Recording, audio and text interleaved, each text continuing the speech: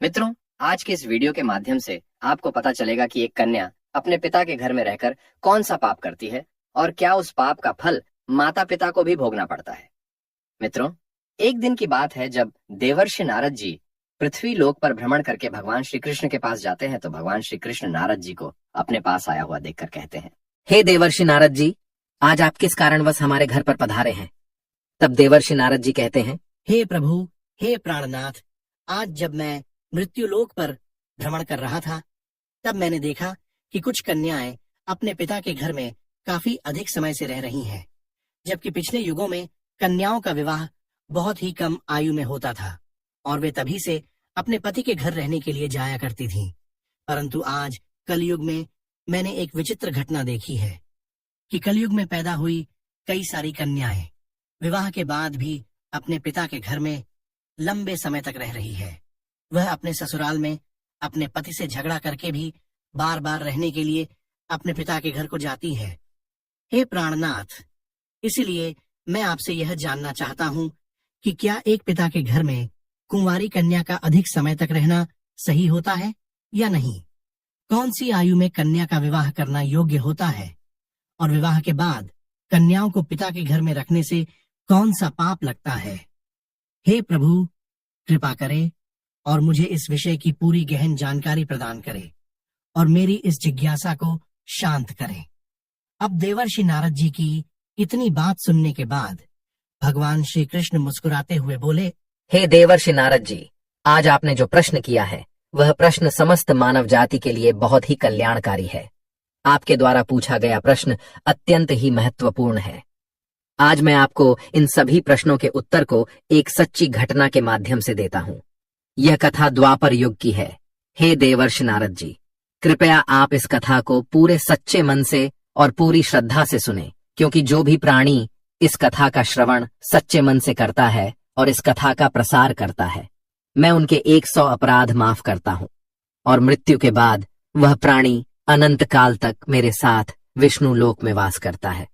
मित्रों, अब देवर्षि नारद जी कहते हैं, हे प्रभु, आप इस कथा को सुनाइए। मैं इस कथा को ध्यान से पूरा अवश्य सुनूंगा और इस कथा का प्रसार भी करूंगा। जो भी पति पत्नी यह कथा सच्चे मन से सुनेंगे वे सभी पति पत्नी मेरे आशीर्वाद से ही हमेशा सुखी जीवन व्यतीत करेंगे। हे प्रभु, कृपा करें और इस कथा को कहें। मित्रों, अब भगवान श्री कृष्ण कहते हैं, हे देवर्षि नारद जी, मैं आपको जो कथा सुनाने वाला हूँ यह कथा 28वें द्वापर युग की घटना है। यदुकुल श्रेष्ठ वीरवर उग्रसेन के यहाँ जो घटना घटित होने वाली है उसी का मैं आपको भूतकाल के रूप में वर्णन करूंगा। हे देवर्षि नारद जी, आज से पहले पृथ्वी लोक पर मथुरा नाम की एक बहुत ही प्रेम की शोभायमान नगरी थी। उस नगरी में उग्रसेन नाम वाले यदुवंशी राजा राज्य करते थे। वे शत्रु विजय, संपूर्ण धर्मों के तत्व ज्ञान, प्रजा के रक्षण करने वाले और अति गुणवान राजा एवं बड़े ही मेधावी राजा थे। उग्रसेन धर्म पूर्वक राज्य का संचालन और प्रजा का पालन करते थे। उन्हें अपनी प्रजा की बहुत चिंता रहती थी। पास के गांव में ही उन्हीं दिनों विदर्भ देश में सत्यकेतु नाम से प्रसिद्ध एक महापराक्रमी राजा राज्य करते थे।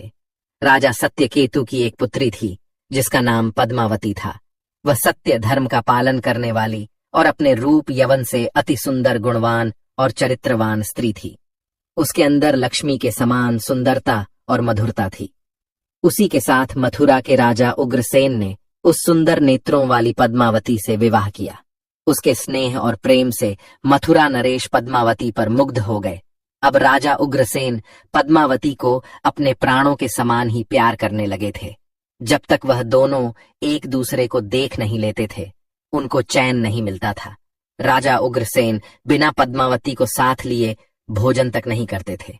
अब राजा उग्रसेन का उसके साथ क्रीड़ा विलास में ही समय बीतने लगा। मित्रों, अब भगवान श्री कृष्ण कहते हैं, हे देवर्षि नारद जी, पद्मावती के बिना उन्हें एक क्षण भी चैन नहीं पड़ता था। अब तो दिनों दिन दोनों पति पत्नी में प्रेम बढ़ने लगा। अब फिर कुछ समय के बाद विदर्भ नरेश सत्यकेतु ने अपनी पुत्री पद्मावती को याद किया और उसकी मां भी उसे न देखने के कारण बहुत दुखी थी। इसीलिए उन्होंने एक दिन अपनी बेटी के हालचाल जानने हेतु मथुरा नरेश उग्रसेन के पास अपने सबसे चहीते दूत को भेजा।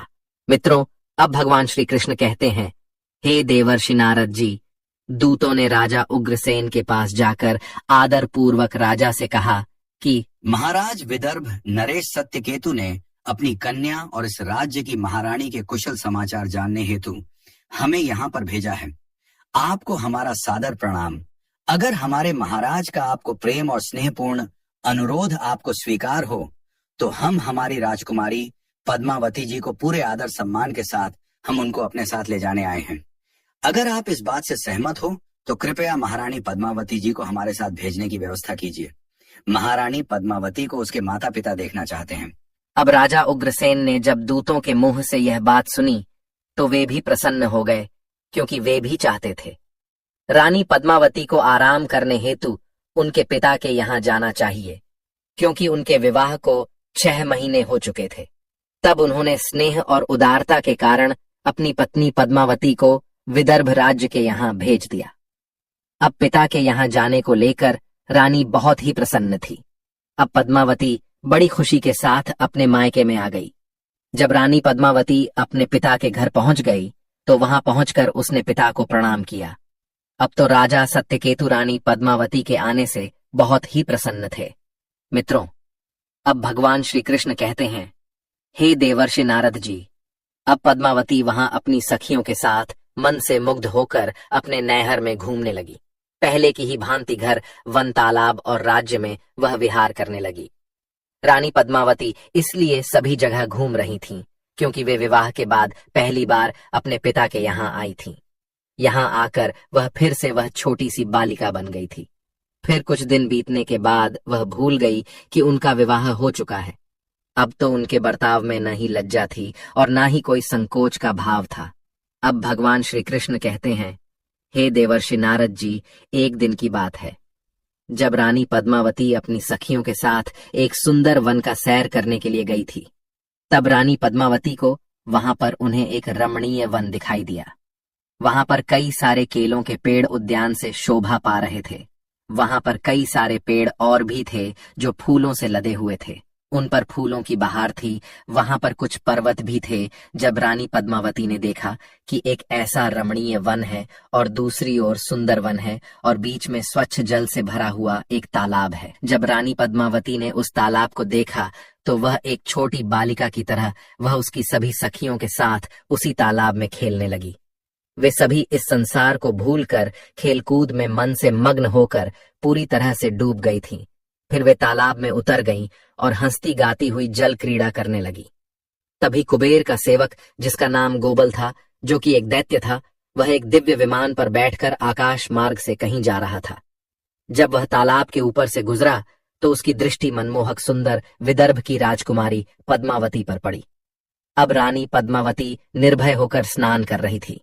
राक्षस था, उसके पास दैवीय शक्ति थी। दैवीय शक्तियां होने के कारण उसने निश्चित रूप से जान लिया कि यह विदर्भ नरेश की कन्या और महाराज उग्रसेन की पत्नी है। तब गोबल मन ही मन कहने लगा, यह तो पतिव्रता होने के कारण आत्मबल से भी सुरक्षित है। किसी भी पर पुरुषों के लिए इसे प्राप्त करना अत्यंत कठिन है। तब उसने कहा कि ये उग्रसेन तो अत्यंत ही महामूर्ख है, जो उसने अपनी ऐसी सुंदर पत्नी को मायके भेज दिया है। यह स्त्री तो पतिव्रता है और यह नारी तो पराये पुरुष के लिए बहुत ही दुर्लभ है। साथ ही इस स्त्री की सुंदरता इतनी है कि इधर कामदेव मुझे अत्यंत पीड़ा दे रहे हैं। मैं किस प्रकार इसके निकट जाऊं और कैसे इसका उपभोग करूं? मित्रों, भगवान श्री कृष्ण कहते हैं, हे देवर्षि नारद जी, उसकी सुंदरता पर मोहित होकर वह दानव बहुत ही गहरी सोच में पड़ गया। फिर उसने अपने लिए एक उपाय निकाल लिया। मित्रों, गोबल ने महाराज उग्रसेन का एक माया रूपी रूप लिया। वैसे ही वस्त्र, उसी तरह का वेश और वही अवस्था, पूर्ण रूप से उग्रसेन सा होकर वह उसी वन में उतर गया और एक अशोक वृक्ष की छाया में एक शिला के ऊपर बैठकर उसने मधुर स्वर से संगीत के सुरों को छेड़ दिया। वह गीत संपूर्ण विश्व को मोहित करने वाला था। ताल, लय और उत्तम स्वर से युक्त उस मधुर गीत को सखियों के मध्य में बैठी हुई सुंदरी पद्मावती ने जब सुना तो वह सोचने लगी, ऐसा मनमोहक कौन गायक यह गीत गा रहा है? अब राजकुमारी के मन में उसे देखने की तीव्र इच्छा हुई। उसने अकेले ही जाकर देखा कि अशोक की छाया में एक बहुत ही सुंदर और प्रतापी बैठा हुआ कोई पुरुष गीत गा रहा है। वह बिल्कुल ही महाराज उग्रसेन के जैसा दिखाई पड़ रहा था।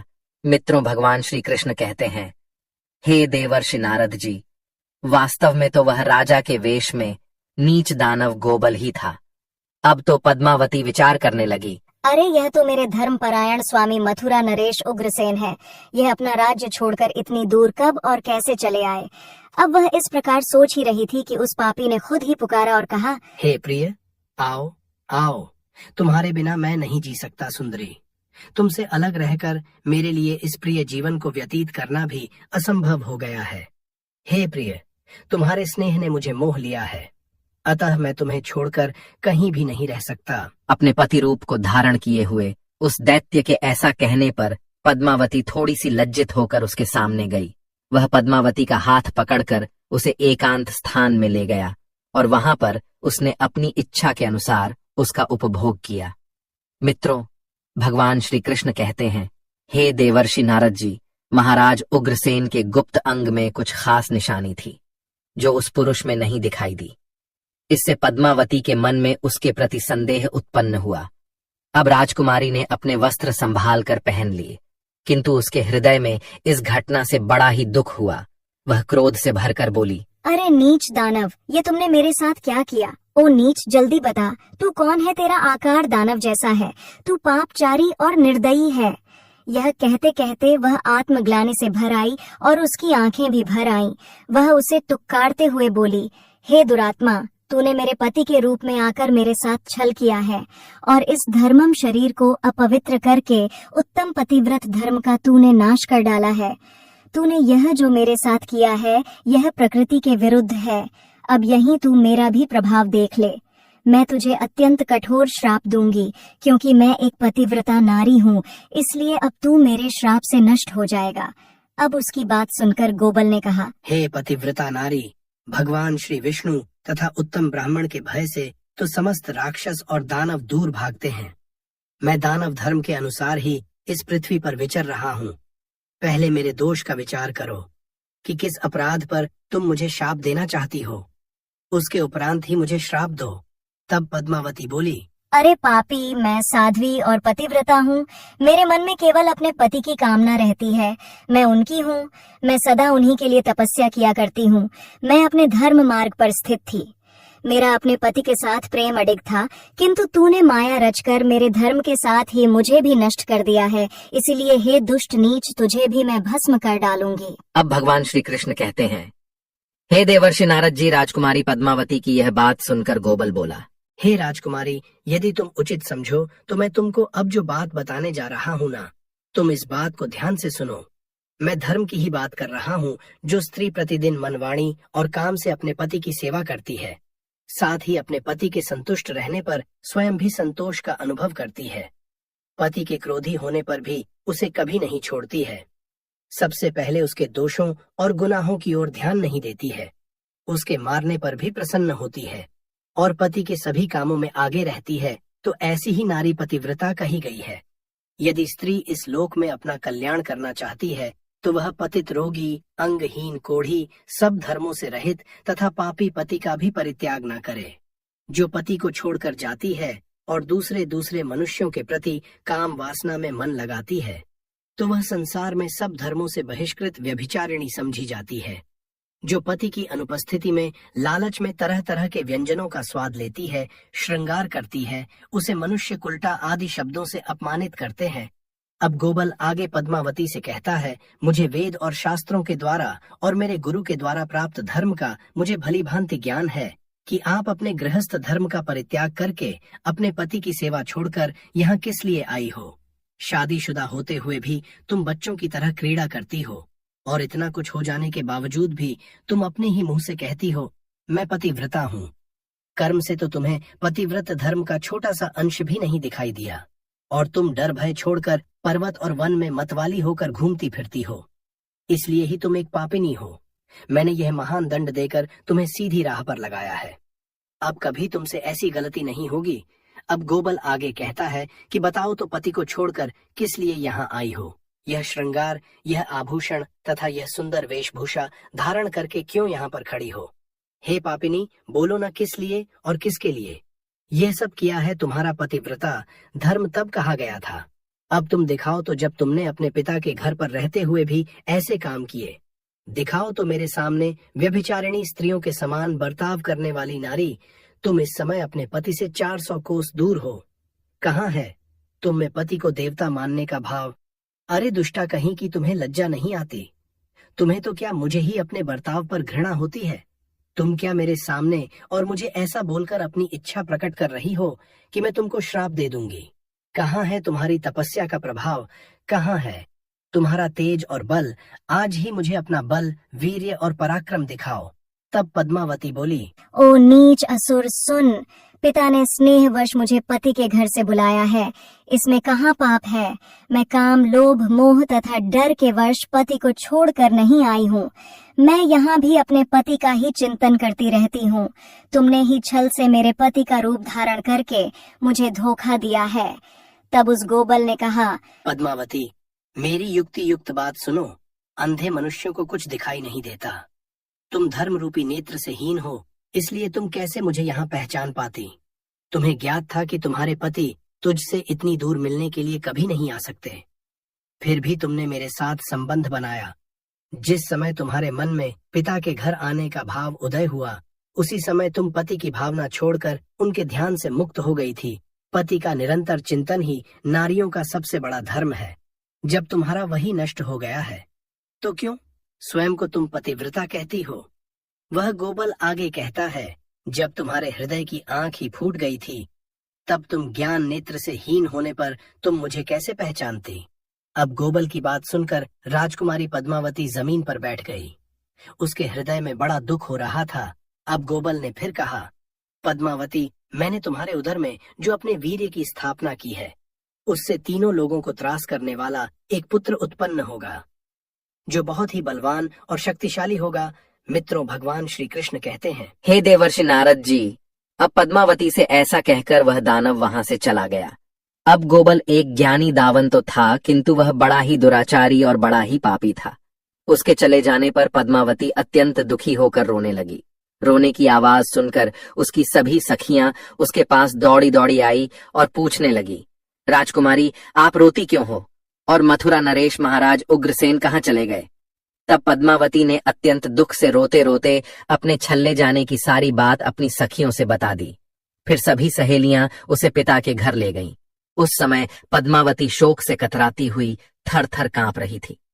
सखियों ने पद्मावती की माता के सामने जाकर पद्मावती के साथ हुई सारी घटना को सुना दी। जब पद्मावती ने अपनी पुत्री के विषय में ऐसा सुना, तो वह उस घटना को सुनते ही महारानी अपने पति के महल में गई और उनसे कन्या के साथ हुए बर्ताव का सारा वृत्तांत उन्होंने अपने पति से कह सुनाया। अब उसे सुनकर महाराज सत्यकेतु को भी बड़ा दुख हुआ।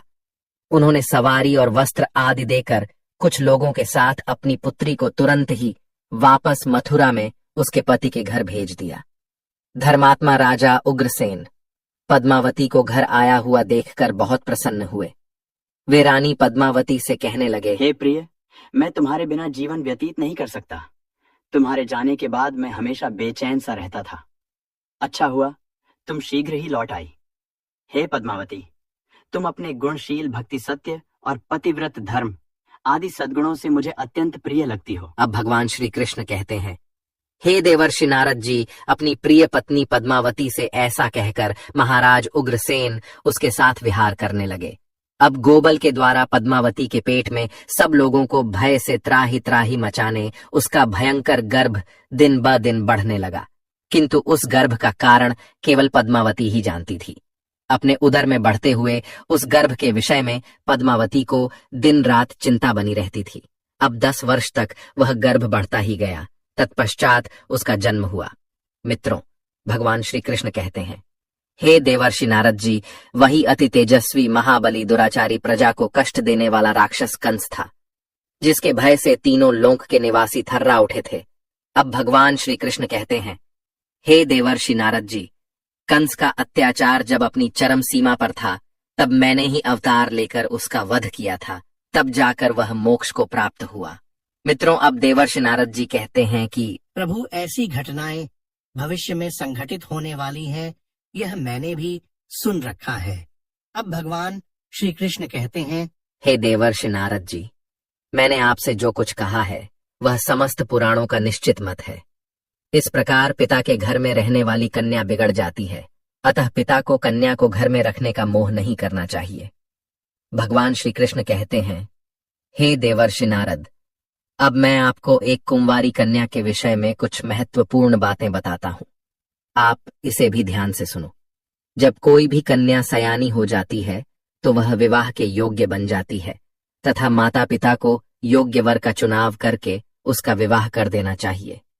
माता पिता को अपनी पुत्री को कभी भी लंबे समय तक घर में नहीं रखना चाहिए। पति के ही घर में उसका पालन पोषण होना उचित है। वहां रहकर वह भक्ति पूर्वक जो उत्तम गुण को सीखती है और पति की सेवा करती है, उससे कुल की कीर्ति बढ़ती है और पिता भी सुखपूर्वक जीवन व्यतीत करता है। ससुराल में रहकर यदि वह पाप भी करती है तो उसका फल पति को भोगना पड़ता है। वहां सदाचार पूर्वक रहने से वह सदा पुत्र पौत्रों के साथ वृद्धि को प्राप्त होती है। कन्या के उत्तम गुणों से पिता की कीर्ति बढ़ जाती है और दोनों कुलों के पितृगण संतुष्ट होकर आशीर्वाद देते हैं। हे देवी, दामाद के साथ भी कन्या को अपने घर नहीं रखना चाहिए। ऐसा करने से उस पुरुष के मान सम्मान में कमी हो जाती है और उसे भी पाप लगता है। जब कन्या विवाह योग्य बन जाए तो पराये लोग उस पर बुरी नजर डालना शुरू करते हैं। ऐसे में कहीं वह किसी पराये पुरुष के साथ प्रेम संबंध बनाए तो माता पिता को उससे पहले ही अपनी पुत्री का विवाह कर देना चाहिए। एक जवान कन्या पिता के घर में रखना मतलब खजाने भरा घड़ा चोरों के बीच रखने के समान होता है तथा उस स्त्री का गहना और पिता का सम्मान उस कन्या की इज्जत होती है, जिसे हमेशा संभाल कर रखना चाहिए। किसी भी स्त्री को कभी भी पति से दूर नहीं रहना चाहिए। ज्यादा समय तक मायके में रहना भी पाप समान है। एक पतिव्रता नारी का स्थान सदैव उनके पति के चरणों में होना चाहिए तथा पति के लिए पत्नी का स्थान उसके हृदय में होना चाहिए। मित्रों, भगवान श्री कृष्ण कहते हैं, हे देवर्षि नारद जी, अब मैंने आपके सारे प्रश्नों के उत्तर दे दिए हैं। तब देवर्षि नारद जी कहते हैं, हे प्रभु, आज मैं धन्य हो गया हूँ। आपने मुझे जो यह कलयुग की स्त्री के विषय में कथा सुनाई है वह बहुत ही महत्वपूर्ण है। आपका मुझे इस कथा को सुनाने के लिए धन्यवाद।